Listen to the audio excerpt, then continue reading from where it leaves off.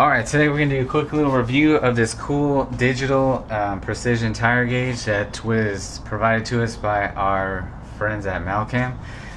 We're going to first open up the box and check out what we got. So, you get, of course, you get your gauge. It's actually a pretty complete kit. You get even valve stem caps, you get Teflon tape, you get the batteries that are needed for it, you get your air hose fitting, and some seals. Oh, and you even get a user manual.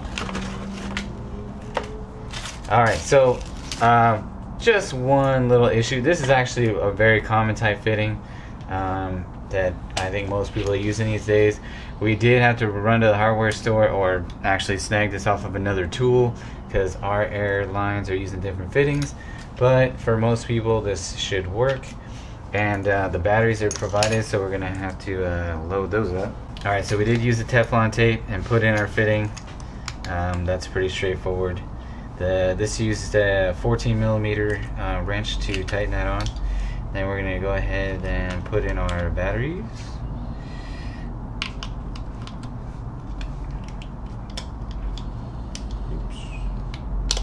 There we go. Ooh, we got power. Oh, and there's even a little meter. It shows how much battery power we have. That's pretty cool. And has an on-off. There you go. You can turn it off, turn it back on. Alright, so we're gonna test it out and see how the reading goes. Alright, so we're gonna test this out. We're just gonna use your typical PSI.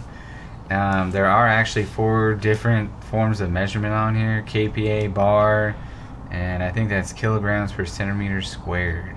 But yeah, we're gonna keep it simple with pounds per square inch. And so we're going to hook this up. You just pull the trigger, shove it on the valve, and then releasing the trigger locks it, and then you got your reading, 32.3 pounds. And then if you want to fill up, of course, you hook it to an air hose. You can add air.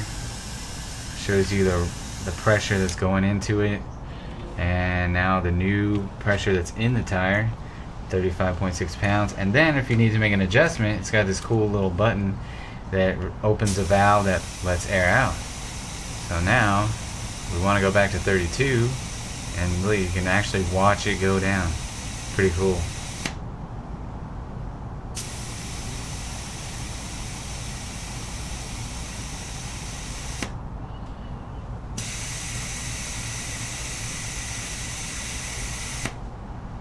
There we go.